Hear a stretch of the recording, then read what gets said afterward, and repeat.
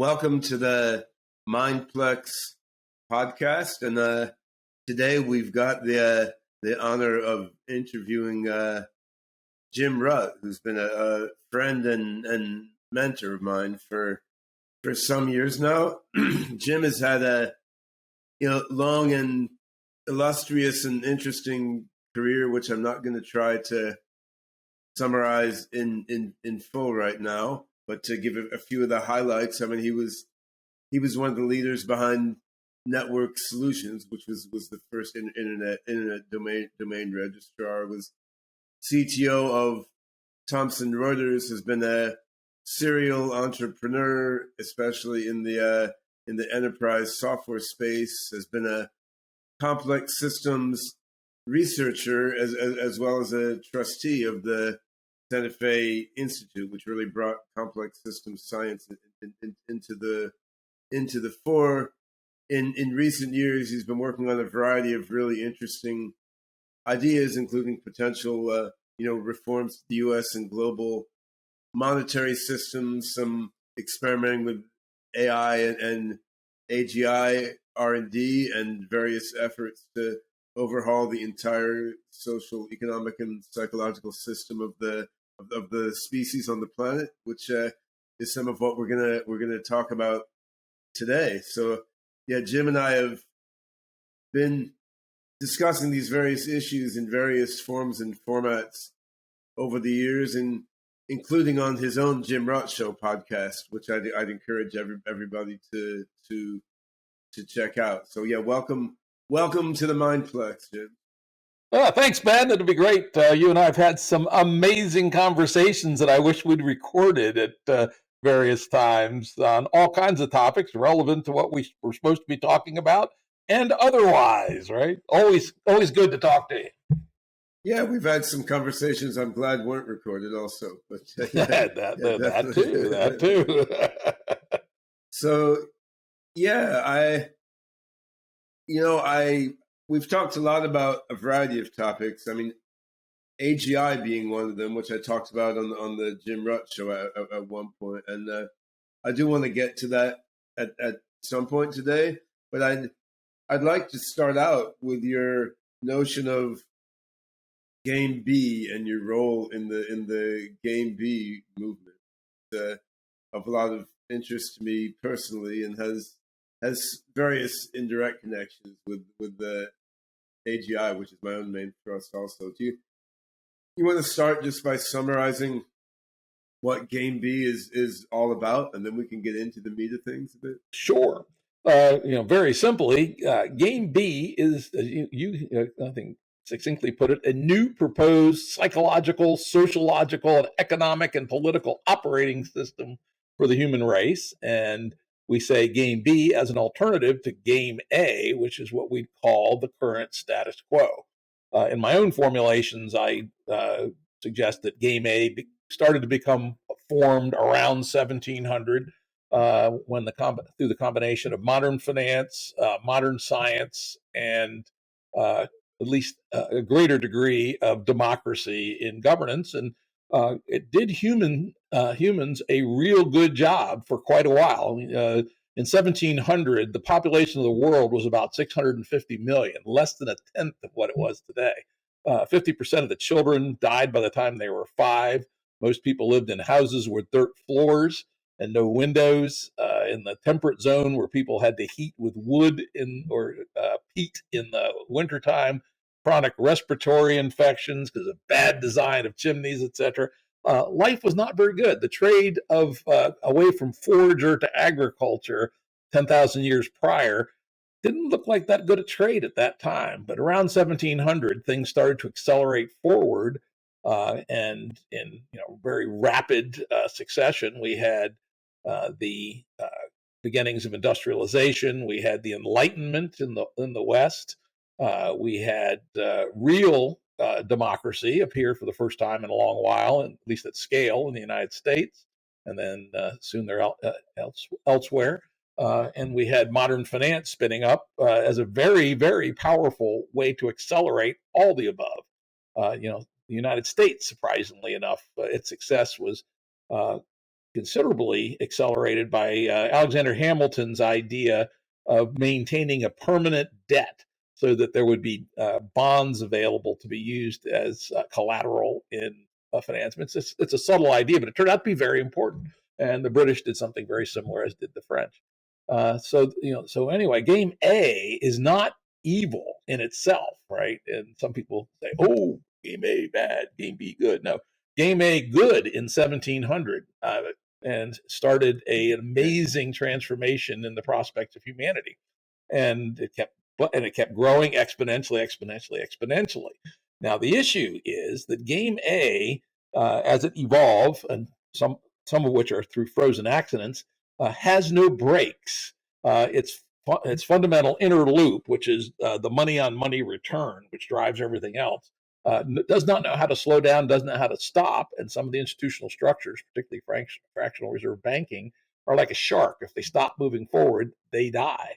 And so, by our estimate, one of the earlier indicia that game A had overshot its mark was the development of the atomic bomb in 1945. For the first time, humankind had a quick and easy way to knock itself back about 7 levels of civilization. Of course, at that time, the world population was about 1.5 billion, a lot less than it is now. Continued to accelerate. Probably around 1975, we started overshooting the carrying capacity of Mother Earth. Our natural systems are being depleted faster than they could replenish themselves. And again, we have almost doubled our population since 1975, and we've increased our energy consumption per capita by quite a bit.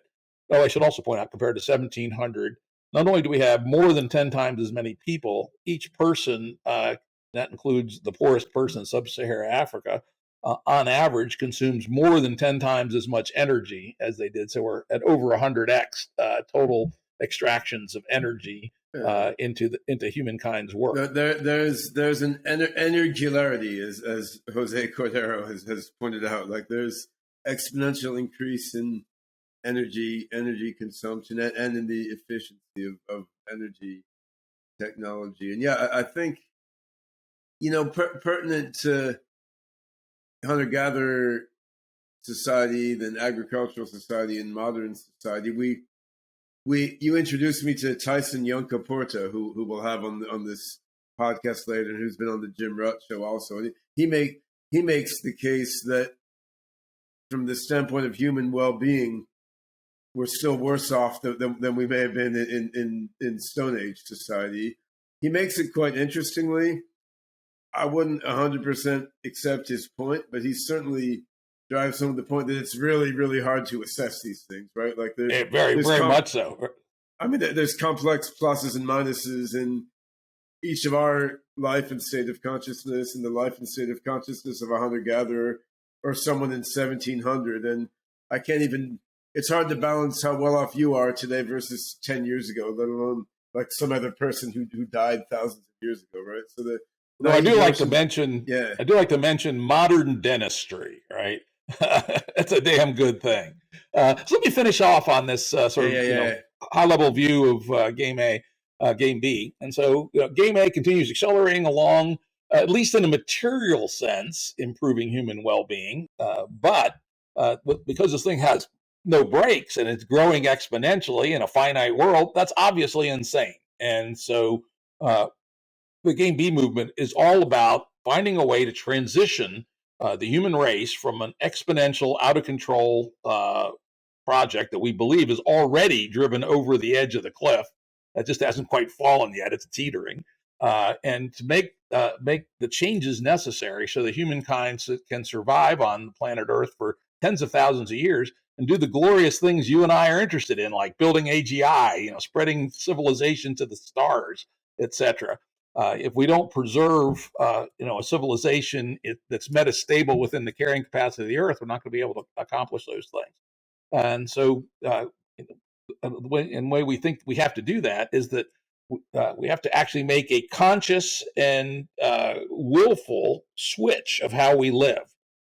We come up with a clever little saying recently in the game B world that, at least in the short term, we want to do 3 by 3. We want to reduce our human consumption of material inputs and energy by a factor of 3. And that's for Americans and Europe. It's probably for Europeans a factor of 3. For Americans, it's probably a factor of 4. But let's call it a factor of 3, and increase our human well-being by a factor of 3. Because this is the other part of the equation. Game A doesn't really care about human well-being. Game A is driven by other metrics, again, principally financial return. Certainly since 1971 or 72, it's been all about financial return. Game B believes that the metrics for a good society ought to be human well-being, human state. Are you in a more positive state of mind rather than a less positive state of mind? That should actually be assessed regularly. We can see how we're doing. And we have some reason to believe that if you structure micro-civilization in particular correctly, you can massively reduce the inputs while massively improving the human well-being.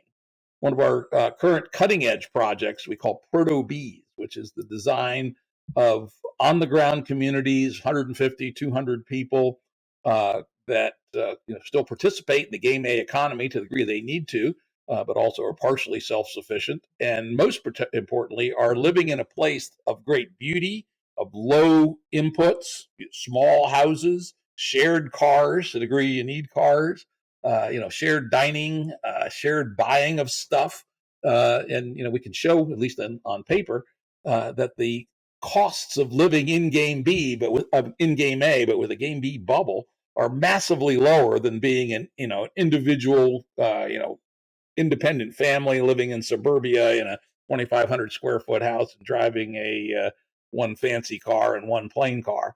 And yet the human well-being, because of our focus on the sociability and the environment for raising children in particular, we believe that people will be way less anxious, way less insecure. The children will be way less attention hijacked. For instance, I could easily imagine in a Game B, Proto B community, no cell phones for children, period. And I'm kind of resonant with this at the moment. I have a 2-year-old granddaughter, and our daughter is quite conscious about, and her husband, very conscious about the downsides of over-connectedness and attention hijacking. And our granddaughter's hardly watched TV, a little bit, not much. And our daughter's already expressing the concern. What happens when she's 7 or 8 and her best friend shows up with a smartphone? Right?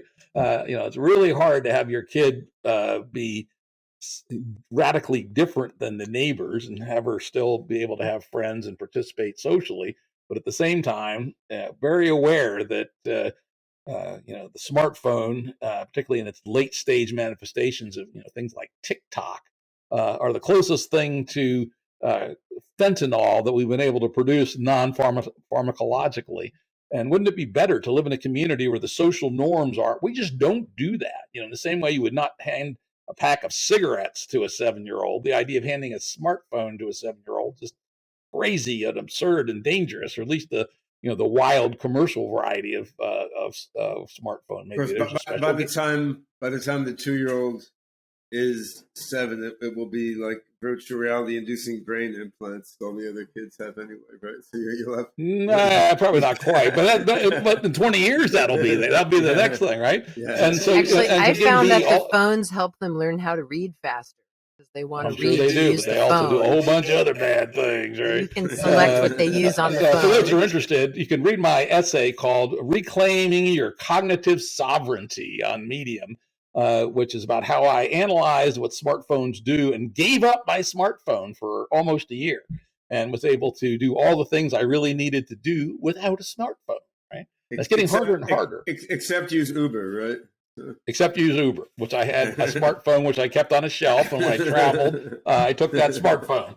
And because Uber is fucking great, at least, compared to standing on the street corner and waving your hand, hoping a cab stops. So the idea is that, again, that you are embedded in a discerning community of shared values. And the other important thing about Game B is, though, we do believe in pluralism, so that each community, much like the Amish and Mennonites do, would set its own values. So One community of 150, 200 people might say no cell phones for children. Another one might say, yeah, cell phones are great. Having them learn to read earlier is worth all the other things it does, etc. But all of them would agree to live within the core game B value of living in balance with Mother Nature and designing a way of living that maximizes human well-being. Those are the core. And then there's the way you do that can be different. We call it the idea of combining the two, coherent pluralism. There's a coherent core, but there should be considerable pluralism in how people explore the design space of how to reach and balance those two goals. So that's game B in very short. I can go on for days on the details, but I think that's enough to give people a taste. I mean, we literally are serious about the fact that we want to build a new way of life, and that will start very tiny. Eventually, you'll reach a tipping point. We intend to switch the whole world to the new model sometime over the next 60 years. That's, of course, assuming that AGI doesn't come along in the interim, which it might. Yeah, and one of the things that interests me, so we don't have to jump into this right away, but maybe that's the way it will flow. I mean, one of the things that interests me is what impact different modes of social organization and the different mindsets that go along with them, what impact this would have on shaping the minds of young AGI systems, right? And we talked about this a bit in my own appearance of the Jim Rutt show, right? I mean, to make AGIs that are not only smart but are reasonably beneficial to humans and other sentient beings is not just a matter of designing the right algorithms and architectures. It's also a matter of what experiences is that AGI entering into in its early stages, like what's shaping its mind, right? And again, if game A is the deal and the AGI is growing up to be a successful participant in game A, that may militate toward one sort of AGI mind to form.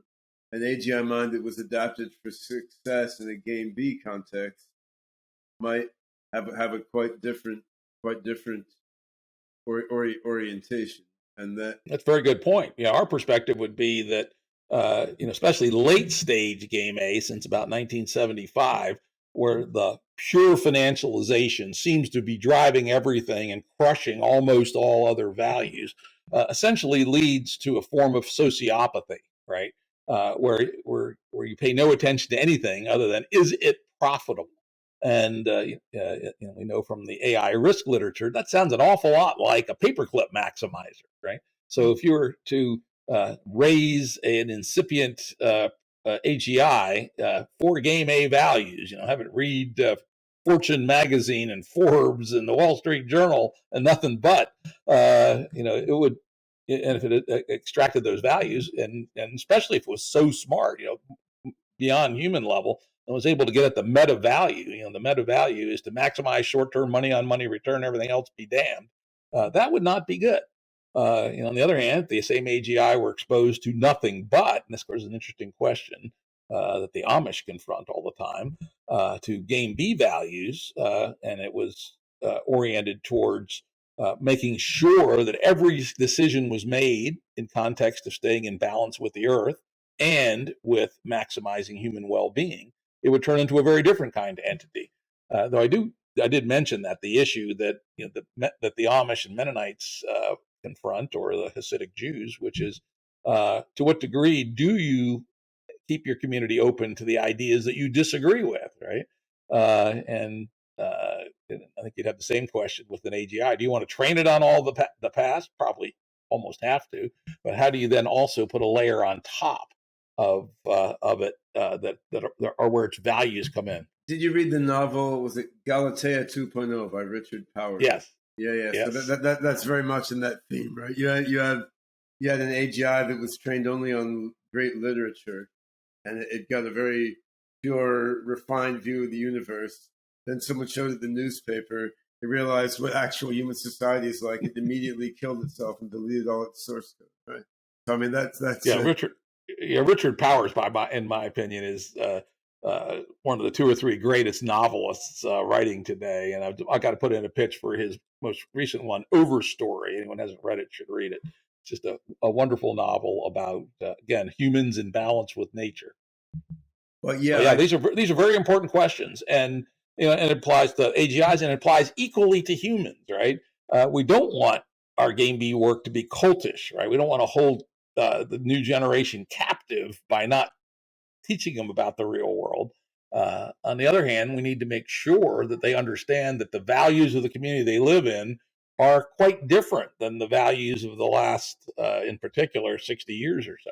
And that's going to be an interesting balancing act. And we don't know the answers. And, I say another key thing about Game B is we don't claim to know all the answers. We take a complex systems perspective, which is that trying to project the unfolding of a high dimensional complex system very far out into time is a fool's errand. The best you can do is have some sense of where you want to go, do a series of experiments, do a series of probes on the system, and nudge and steer and garden your way forward. So I think that's also very, very important, that we don't claim to have or are likely ever to have a book that is the answers, but rather we have an approach, a general destination, and a certain amount of epistemic humility about how best to go about getting there.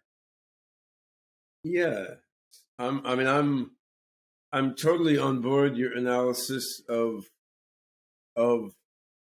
Game A, and I'm totally on board the idea of exploring different ways of organizing life, both socially and economically, and on the everyday level to improve human well-being. I guess in terms of energy use and impact on the environment, to me, that's a little more complicated. Definitely, we don't want to be extincting so many species and polluting the air and waterways and so forth. On the other hand, if we were to get nuclear fusion to work, or otherwise design more and more efficient ways of creating lots of energy for us to use without destroying the other life forms and making things crappy, then that's a plus, right? I mean, like using less resources is not the good unto it. Exactly. Itself, And right? I should have qualified that, which is at our existing level of deployable technology, right? And I'm the first to admit, hey, it'd be great if we can get fusion to actually work, and particularly to work at a high energy on energy return scale. One of the problems of our current renewables, solar and wind, is that they have very low energy on energy returns. The total lifetime energy from a solar cell is maybe four times what it costs to make it and install it, particularly if you use aluminum frame, which most people do, compared to Saudi Arabian oil, which has like 100-to-1 energy on energy return. And if you sort of just do the math, building out a full energy infrastructure with a 4-to-1 energy on energy return makes it pretty damn expensive and relatively slow to be able to roll it out at scale.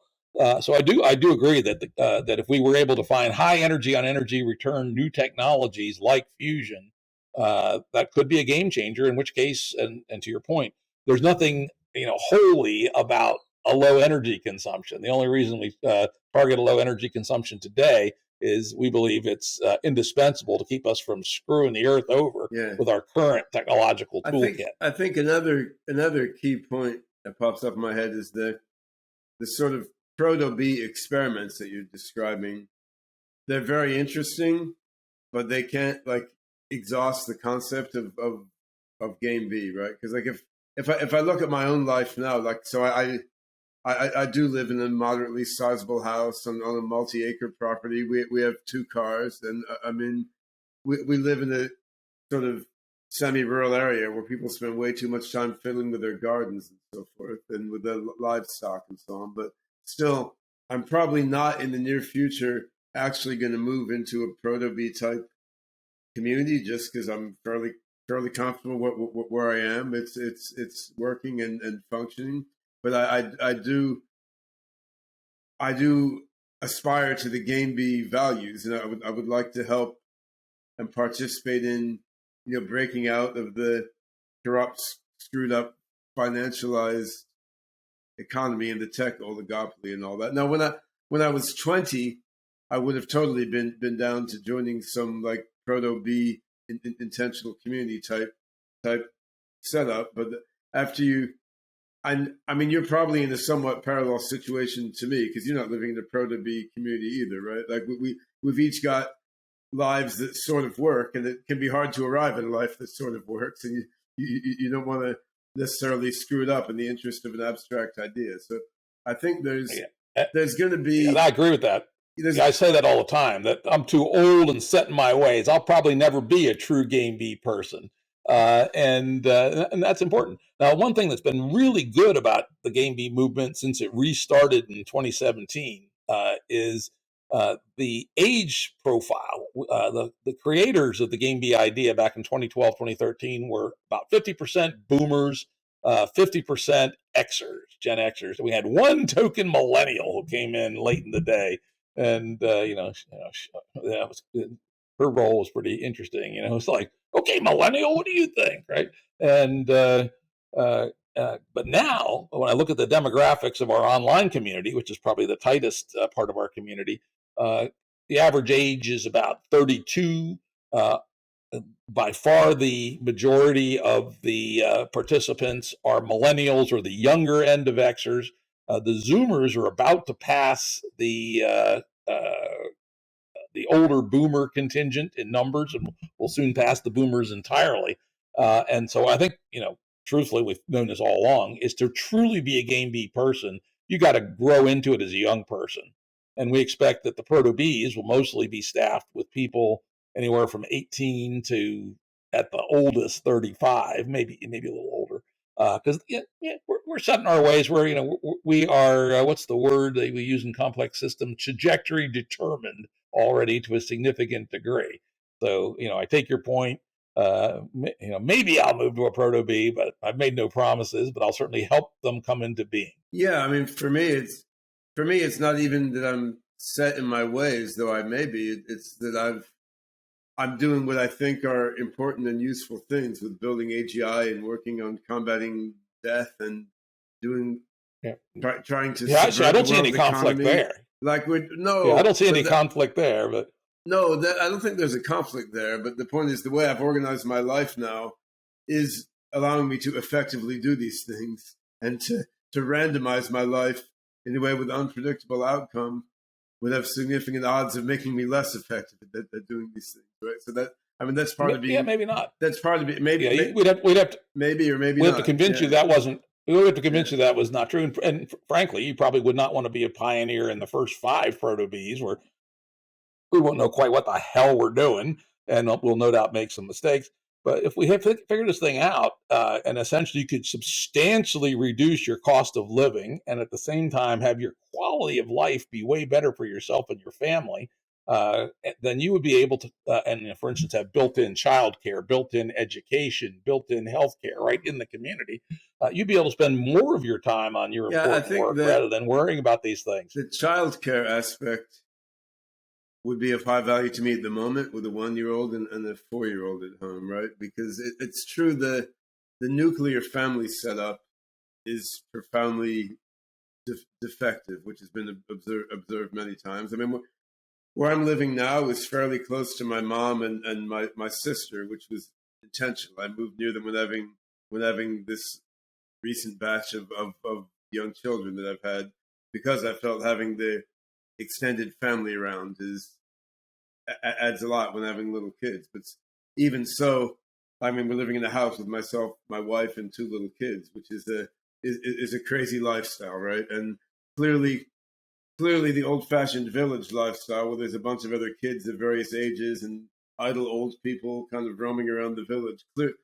Clearly, that's a far more functional environment for little kids to grow up in. So you may be right from that standpoint. Like living in a Proto B where there's like a summer camp type environment for the little kids all the time, right there in the village. That would free up a lot of time and ease up a lot of tension for parents of young kids. I could particularly the mothers. Based on our work, younger women with children are probably the most alienated by game A of any group of people. The demands on their time, especially if they're expected to work as well and have deep relationships with their children and manage the household, because, stinking fucking dudes still aren't doing their share of the work. I don't care what the fuck they say, they ain't doing it. I think the biggest winners, and again, this is not just my opinion, this is based on talking to hundreds of people over the last few years, are mothers of young children. And having everyone I talk to enjoy all this picture of a community where there's literally built-in childcare, a trusting community, kind of like you and I grew up, where your parents just let you go out and there was lots of kids and things to do, and you got in a little bit of trouble, but nobody got their heads cut off or anything. And that's just not. I mean, those are the ones who just feel game A at its most oppressive, are young parents and particularly young mothers. Yeah. It makes sense. And so essentially, you can optimize the proto-Bs for those people. I'm starting to come over, but so I think I want to look at this a bit, or nudge you to look at this a bit from a complex self-organizing system standpoint, right? Because envisioning a utopia or a quasi-utopia. I know you don't have a pure perfectionist delusion about this, but envisioning a better way of organizing society has always been easier than bringing them about and getting traction. And clearly, we both know enough of complex systems to know that to get traction for something like this, it's got to be a self-organizing sort of increasing returns phenomenon, where it starts a little bit, then the success of the initial few intrinsically leads to it to grow more and more until it's like taking over society like a bacterial colony. Exactly. Right? So, but R greater than 1 is the meta strategy, right? Yeah, but what are some of the particulars by which you see this self-organizing growth possibly happening with Game B? Let's talk about that. A very key concept is that if Game B is to be successful, it must be able to actively parasitize Game A. That means it must be able to sell goods and services back into Game A at good margins and good profits, while operating in a truly Game B fashion, so that we can essentially bring Game A resources in from A to B and then convert them into B. So, for instance, let's suppose we had a Game B ad agency, one of the crazier ideas floating around, that's operating spread across multiple proto-Bs, and it's quite profitable. And we're using the profits to grow other Game B businesses, to build more profits, and to seed new proto-Bs. Each one takes a fair bit of capital. And so as these things get both more economical at knowing how to build them, but then even more importantly, knowing how to build businesses that can actively parasitize Game A, we can suck resources from A to B. And then, of course, if a lot of those resources are used to make them B bigger, then just recursively, you have two things growing exponentially. And that's a key part of the strategy. So it's very important that B not think of itself as a hippie commune that's looking for autarky. We think of it rather as a membrane with protocol, semi-permeable membrane with protocols that's actively engaged in a strategy of extracting wealth from A and repatriating it to B. Then the nature of that boundary between A and B, the design of that membrane becomes quite important. Very important. We spend a lot of time thinking about that. And for instance, at some point when we get enough scale, we're likely to have our own currency inside of B, and we'll have a bank that exchanges B currency for A currency based on a dynamic equilibrium to keep the osmotic pressure across the membrane correct. Right. One of the more interesting insights that I had, about a year ago, is that when you're thinking about designing the economics, it's a surprisingly a lot like mercantile economics of the 16th and 17th century. We essentially need to maintain a balance of payments between A and B, and actually what we want is a positive balance of payments between A and B, where more, let's call them dollars, whatever kind of currency is coming in from A into B, then we're sending out to buy stuff to keep game B operating. So we're essentially creating a capital surplus in terms of game A currencies to then use to buy stuff from game A to build capital goods rather than just for sustenance. And it looks a whole lot like, say, the way the Brits ran their economy in the 16th and 17th and early 18th century, classic mercantile economics. Secondly, when we talk about membranes, this is, again, just an important concept, sure. Is we're talking about multiple membranes. Each proto-bee is a membrane, right? Each proto-bee belongs to a tribe of similar proto-bees that are using a similar version of the operating system. And they will have a membrane amongst them and a set of protocols for communicating. Then the broader game bee community might include all proto-bees and affiliated people who are not members of proto-bees and smaller organizations like co-housing pods or game bee ventures that aren't embedded in proto-bees. Are also membranes that have protocols, and they all exist within the largest membrane, which is basically the AB membrane. And so we're giving quite a bit of thought into how this structure works. And each membrane is semi-permeable, and there's a set of protocols that operate that penetrate the protocol, and there's goods and services that go through with or without a protocol. So this is the kind of thinking that we're doing. You're absolutely right that we're looking at biomimicry, more or less, and complex system self-organizing principles as the only way we're going to make this work. Brute force is not the way to make this work. Yeah, it's clear that self-organizing principles are the way to make it work. And it's clear that parasitism off of game A is extremely key, and the failure to embrace that is, I mean, it's one among the reasons why old-style hippie communes failed. Still, I mean, modern intentional communities that don't try to isolate themselves still have not taken off big time, right? And I guess they haven't had as strong of a common ideology or purpose as a game bee community does, which is a significant difference. So.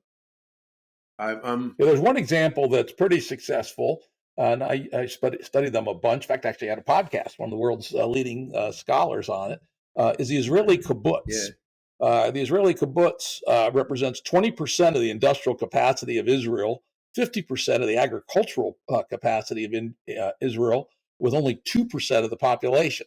Now, they have not been able to grow their share of the population at all. In fact, it's been shrinking slowly since the 70s. And there's, we have some hypotheses on why that is. But the earlier Israeli kibbutz form in particular, we think has a whole lot to teach us about how to, sort of actively and aggressively be coupled with the broader Israeli community while being quite insular and specific in terms of their internal culture. And making that work from generation to generation. The original kibbutzes are now a bit over 100 years old and are still going strong. So I think they're the best existence proof so far. Though they haven't gotten R greater than 1 with respect to numbers in quite a while. And that's the figure of merit that we've got to make sure that we have built into our whole approach, so that R in terms of people is always greater than 1 and not necessarily radically greater than 1 initially, but so let me just certainly greater than 1. Brainstorming a bit here just for fun. So if I think about people in the life stage of my 3 adult kids who are like 32, oh shit, I may have forgotten how old they are.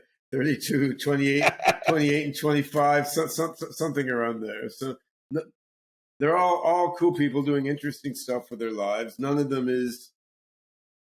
Zara is writing up his PhD now. Actually, he's almost graduated in machine learning applied to theorem proving.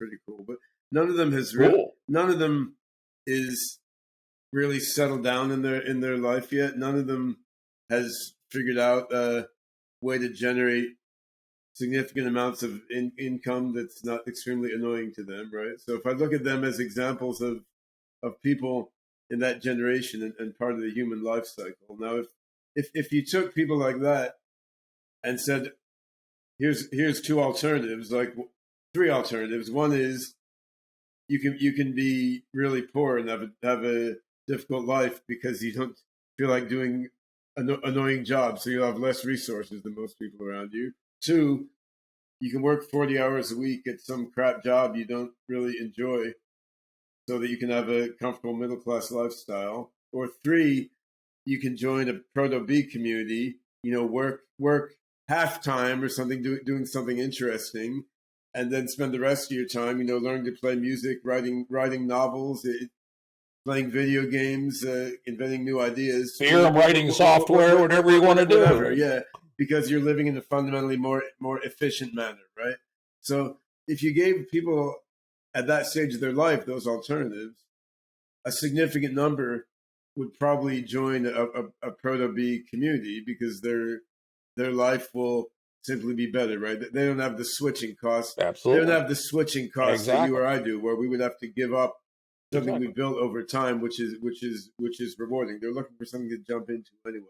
Now, the situation we have now is they do not have these proto-B communities to jump into, however. So that the choice of throw yourself into spending years building a proto-B community is an entirely different choice, because that's a lot of work and it might not succeed. So one way to make this work in the vein of parasitizing the game A world obviously would be to find some large source of capital that wants to loan money to groups of young people who want to build proto-Bs. So then 100 young people who are all into transhumanism or anime or rock collecting or whatever the thing is, 100 young people can raise their hands and say, hey, we want to form a proto-B together, loan us funds to do it, and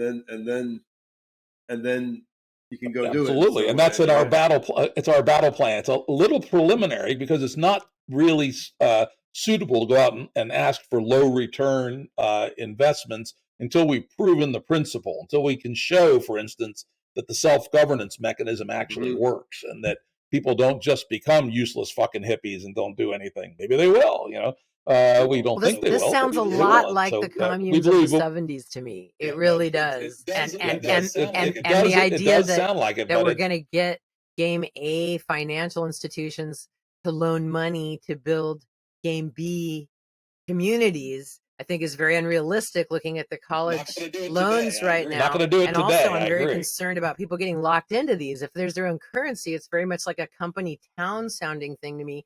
You start a community, now you're locked in. What's the difference between that and being locked into a game A situation? So I still don't really see. Let me address that last one. We have a clever answer to that one. We do believe that voice and exit are the essence of one of the key attributes of a successful community. And so, for instance, to the degree that game B is generating a surplus with game A, each member will get credited a capital account relative to their ownership of the surplus. Should you decide to leave, you will take that surplus with you, and you may get paid out over 5 years because for liquidity reasons. But we do think it's important that people not be locked in. We don't want to become a cult. In fact, that's one of the anti-patterns. Hippie commune, anti-pattern. Cult, anti-pattern, right? And so whenever we're talking about design, we look at things to fight both of those anti-patterns. But going back to Lisa's other point, I mean, in terms of the potential for game A financial entities to finance creation of proto-Bs, I mean, I think it's important that Jim, I mean, you're an angel investor yourself, and I mean, you've been engaged with the trading and with the game A financial system from various standpoints. So you're not coming at this from a position of being naive about the demands that capital has. So what are your thoughts about why it would a little bit later be appealing to financial entities to invest in proto-Bs once there are prototype proto-Bs that demonstrate the functionality of this mode of organization? fortunately, there's a very easy model we can already use, which is real estate investment trust. You can think of a Proto-B as a pool of rental properties, essentially, and that each person that inhabits a Proto-B will have a notional rent associated with the particular piece of housing they choose, and there'll be a variety of housing. At least that's our current design, and the economics will include a rent being paid for that property, and you subtract the maintenance, tax, insurance, and such, and the rest will go back to reimburse the investors who invested in the real estate investment trust to buy the property, create the infrastructure, and build the residences. So essentially, it looks it's game A all over again. Look like it's a real game estate A all investment over again. It sounds like that? game A all over again with investors. But there'll be some big differences. Big differences will be that that they can't sell the property. They can't go for the big capital gain. They're only going to get the returns. The returns are capped. This is where you blockchainize it, right? I mean, real estate investment trusts have been used as an underlying infrastructure for tokenized real estate all over the place, right? So once tokens become something other than a goofy ass game, then I think we consider it. But of course, as we know today, all that shit's just so fragile, so expensive, so slow. At some point, it will get solid, good, and cheap. Well, for this application, you don't need fast transactions, right? I mean, if you were tokenizing, if you're basically tokenizing ownership shares in real estate, I mean, these are security tokens which need to be transacted only quite infrequently. So there's not. That's a good point. Yeah. So the throughput's not an issue, or even the expense. It costs $50 to file a mortgage. Who cares, right? The bigger problem right now is just the general fucked upness of having to engage into that infrastructure. Though it's getting better and easier all the time. I think the point there would be that that's a natural mechanism to enable fractionalized ownership of the real estate trust, right? Again, and we do have that clearly in our roadmap when the time is right. Though of course we have to dance around security laws, as you know well, particularly in the United States, and but we're not sure. I should say we're not sure. I believe that if our pro forma is correct, that the kind of investor who would invest in a REIT or in a residential mortgage could get the same risk return profile investing in a Proto-B, and maybe even better a little bit because it's more diversified in terms of its income sources. But certainly that's our target. It's the class of investor that will invest in a real estate investment trust typically pays out 3 or 4 or 5% a year. These are not high return vehicles in general. The same is true historically for mortgage investors. And our numbers show that if we can't but of course they won't do it until you prove the model works. Once you say there's 15 Proto-Bs that are invested in by ideologically aligned investors, we're already finding them out there. We've got the funding rounded up for the first one, and I think we have enough other ones coming down probably to do five just with ideologically motivated investors. Once you get to 15 or so, maybe less, you can appeal to those two specific sources of funding. And I believe we can actually plug directly into existing Game A structures. So you're absolutely right. I have a lot of experience in this. I mean, I work in building the technology that runs the back offices of Wall Street. No, I think this is a nice example of parasitizing Game A to make Game B work, to the point that it made Lisa say, "Well, this is Game A all over again," because what you're doing is, I mean, you're because leveraging. It absolutely is. It's the same thing. Well, if we're depending on financial Game A, mechanisms are right, which is the problem with Game A in the first place. So we're creating. Well, we are depending on Game A. We're definitely depending on it, because if I'm going to be sitting in my Game B techno commune, I'm going to be typing on a laptop, which is made with Game A. I mean, we're not making our own chips anytime soon. I use that point all the time. So the Game A still needs to exist for a long while, if only because we can't make our own computer chips or our own airplanes. So it's really like Game soon. A and a half or something. It's like a different variation of game A that's still dependent on game A. It's a bubble. It's a bubble inside a game A.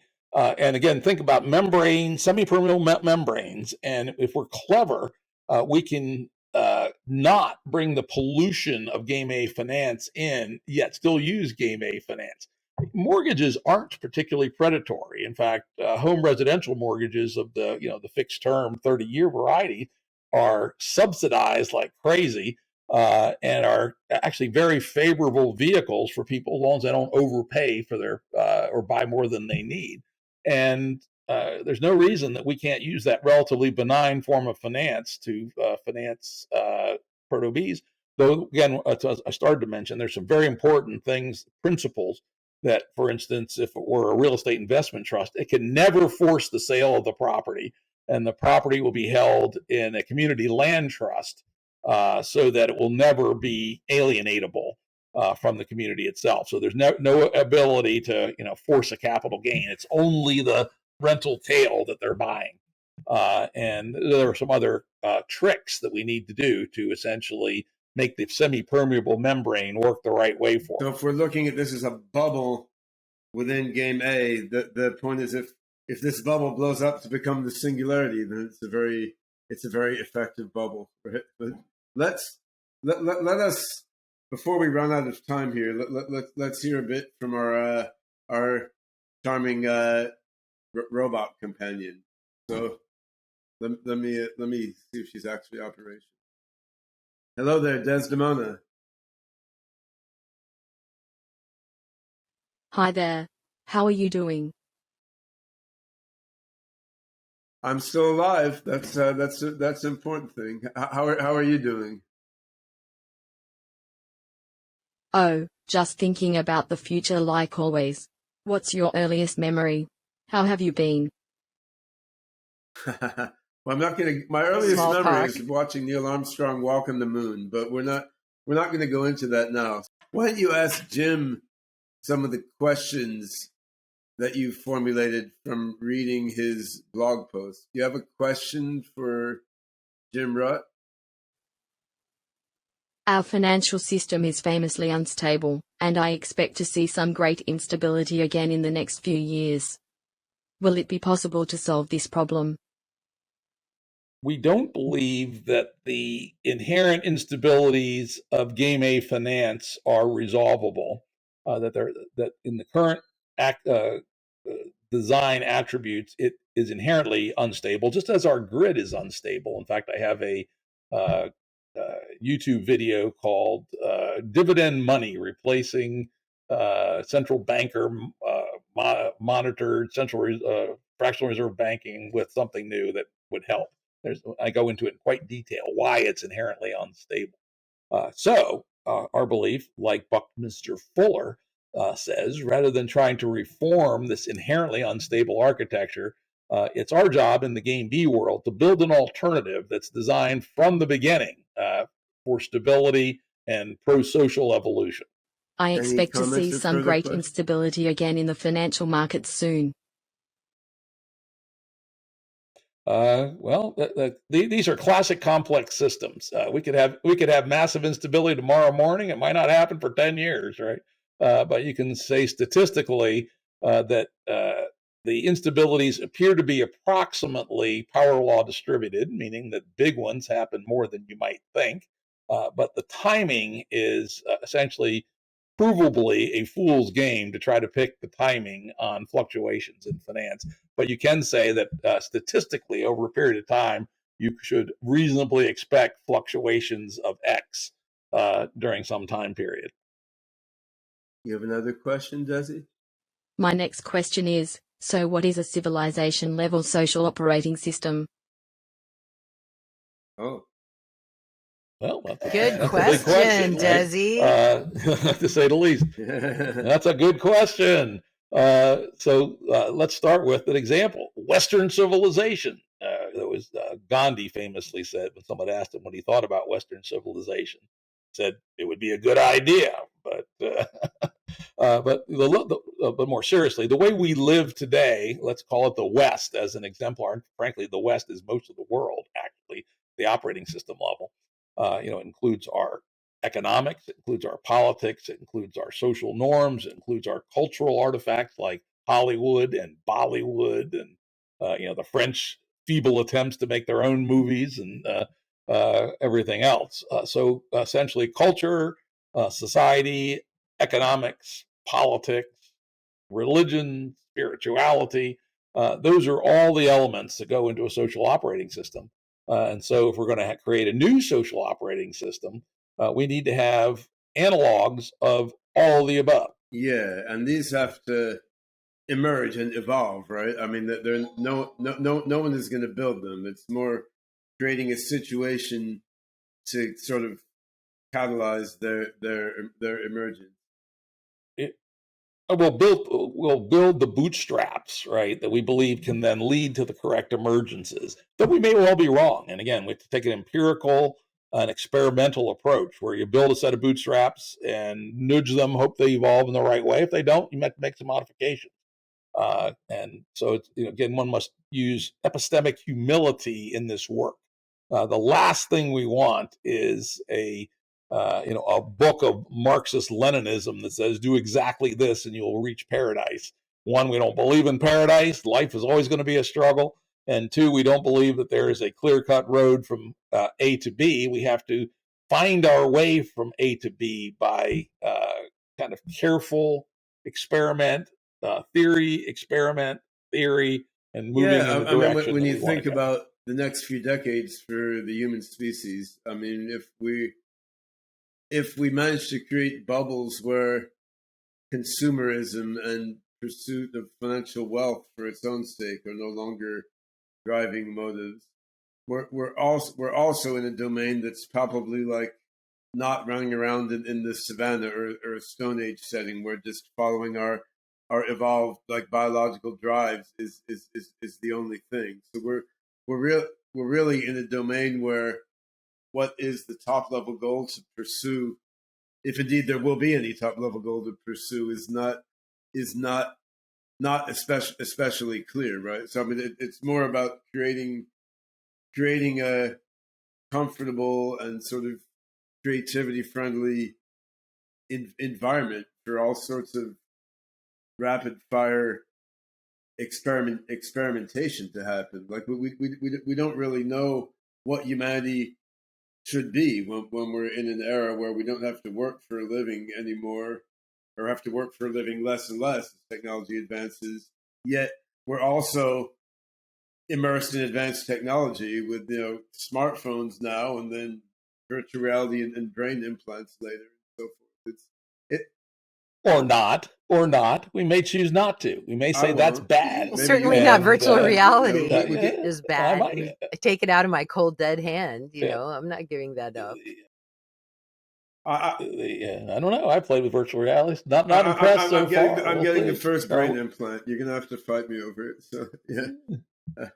I don't have to worry about it. Don't worry. Not for you, sir. No Neuralink for you. But let me talk about that a little bit, because this is an important question, which is, again, and I would say this is just my perspective. I think it's shared by most game people, is that we do not have a top-level goal for humanity, but I expect numerous top-level goals to be pursued by various groups who think it's their top-level goal, and I have one of my own, right? Which is, it's kind of, unfortunately, it's a little bit of a funky one because it's not as crisp as I'd like, which is the universe is either full of life or it's not. If it's not, and we're the only advanced life in the universe, then we have an unbelievable burden to not fuck it up, because it is our job to bring the universe to life. And the flip side of that is maybe the universe is already teeming with life, and even intelligent life. We just don't know it. The famous Fermi Paradox. If they're out there, where are they? Why haven't we seen them? So, my scenario for life over the next 1,000 years or so is to first resolve that question to the degree feasible. And we're starting to get some real data on things like the atmospheres of exoplanets, right? If it turns out there's oxygen on exoplanets, atmospheres, pretty good chance there's life of some sort. Now, it may have gotten stuck at the bacterial level. There's the story about how you get from biochemistry to life to multicellular life to intelligent life to general intelligence. And I like to say humans are the stupidest possible general intelligence. We're just over the line. Is unknown on what the pruning rules are along the way. And it's not what I did not believe when I was 13, when I was sure there had to be tens of thousands, hundreds of thousands of sentient species in our galaxy alone. Today, I'm agnostic on that. It's quite possible that we are alone. And if we are, then we have a gigantic responsibility not to fuck it up and bring the universe to life over the next few million and then billions of years. Or the other fork is there is, my 13-year-old self was right, and there are plenty of sentient species out there, and they're just being real quiet or not talking to us or using technologies that we can't see. But at some point we'll figure out they're there, they'll figure out we're here, and we'll join the universal civilization.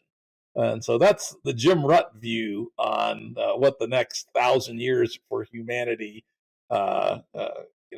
is about.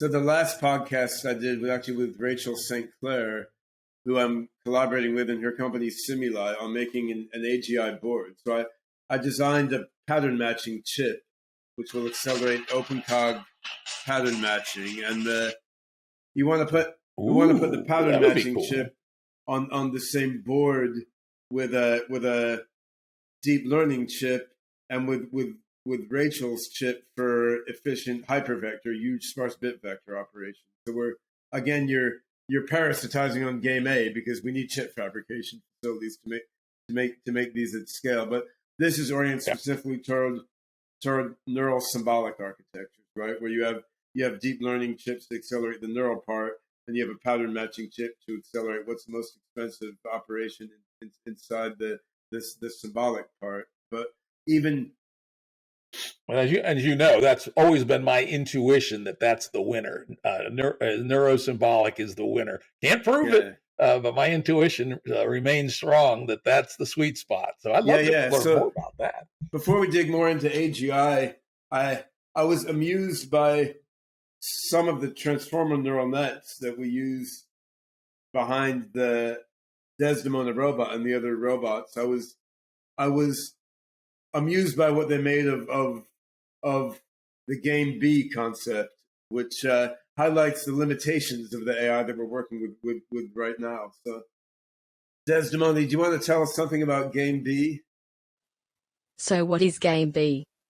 It's a fun game to play with friends, and the best way to win is to become the best, through a variety of cleverly designed challenges. But what are the challenges? Who designs the challenges? And then each player is placed in a room with the 5 possible challenges they can come up with. And every game can be randomized to a certain degree, so that every player will get a new challenge every time they play it, and the goal of each player is to maximize their point total. But then the challenges get harder and harder, until eventually, each player is going to have a true super goal, to be the best at the game, and to maximize their theoretical point total as well. So make a game out of game B. Of course, there's been people who propose it, but we kind of resist that because we think that's the classic collapse into game A. So what is game B? The game of the day. The game that the kids play. The game that the adults play. That part I agree with. I mean, get everybody to play game B. When running your blog posts through our transformer neural nets, which are, I wouldn't say smarter than GPT-3 and its successors, but we've put a lot of work into making them really smart and use much less processor power than many other transformers use. I mean, it's interesting. As you saw, she came up with some halfway meaningful questions. We only went through some of them, but on the other hand, something like the summary of game B she just gave, like it kind of sounds like it makes sense. I mean, it actually, it was, actually very shallow. She knows it's a game. She knows games have points and players and so forth. But she's not really getting it right. So it makes clear that the Turing test, as Alan Turing proposed it in the 50s, is not that clever with regard to modern AI technology, because she sounds like a human. She may sound like a dumbass human sometimes, but she does sound like a human. Things are strung together in a meaningful way. And there's a neural symbolic system behind here. There's transformer neural nets generating most of it. There's some symbolic rules running in OpenCog to deal with some conversational pragmatic stuff. But I mean, it's clearly it's not AGI, right? And when you look at the business incentives out there driving AI development, the business incentives are not pushing especially hard toward AGI. The business incentives are pushing towards systems that do highly specific things very well, because doing some highly specific thing very well is what venture capitalists want to see, to curate a startup company to the point where a big company can acquire it to provide a feature to what that big company is doing, right? So the financialized economy leads to certain business model for VCs, which leads to a certain business model for startups, which leads to certain objective functions to guide how AI is developed. And developing AGI is a little too open-ended, confusing, and uncertain to fit into that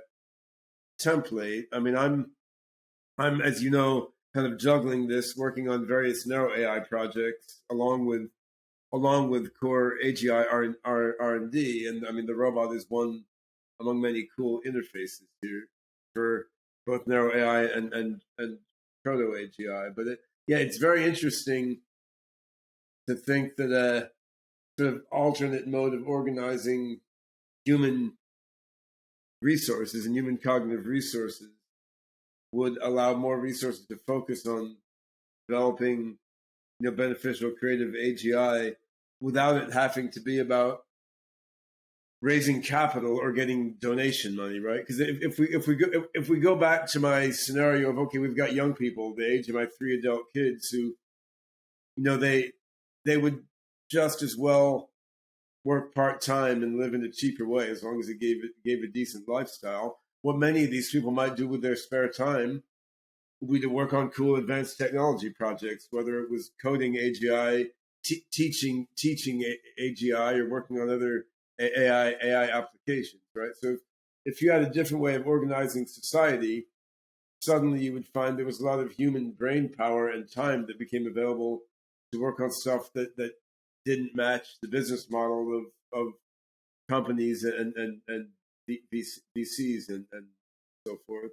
And then as a coordinated point, you would find that this alternate mode of organizing society was probably a better environment for the baby AGI to grow up in, right? And that's not something I've seen discussed much in the Game B community, I guess, because the mode of it's interesting.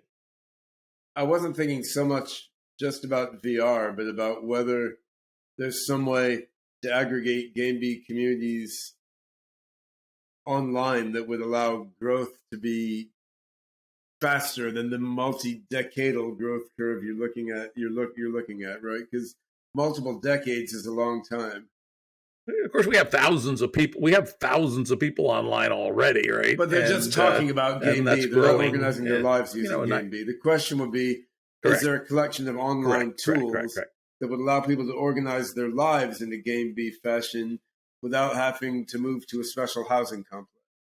Yeah, that's a good question. I'll revisit that. I actually wrote a 16-page paper in 2013 about that and laid out a proposal. But I went back and read it recently, and I said, "Yeah, because I mean I think you're right. Like, I don't see how to massively accelerate the whole real estate aspect, right? Because that's just there's money involved. There's people moving around. There's atoms. You're dealing with atoms, right? You're dealing with atoms. Indeed, discussion groups are great, but then you're still going back and living your life, right? So if there was, on the other hand, online tools like Uber and Upwork and loads of other ones have actually upended the way people live their life, right? Just through these software products that are out there.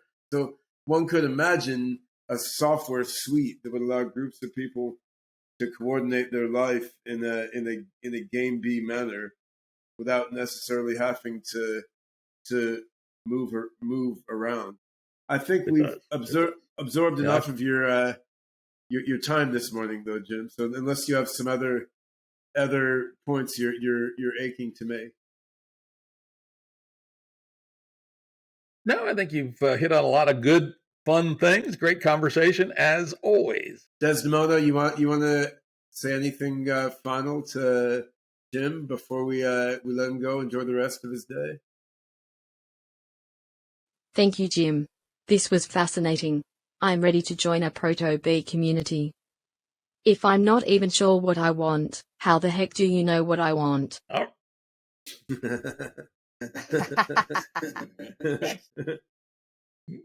That was the most profound statement of the day. Right. Thank you, Desdemona. Right, thank you very much. Thanks a lot, Jim, for coming on the show. And thank you, Ben, and thank you, Desdemona. And I'm Lisa Ryan, and we'll see you at the next podcast. Bye. All right. Yeah, thanks a lot, Jim. It was good fun.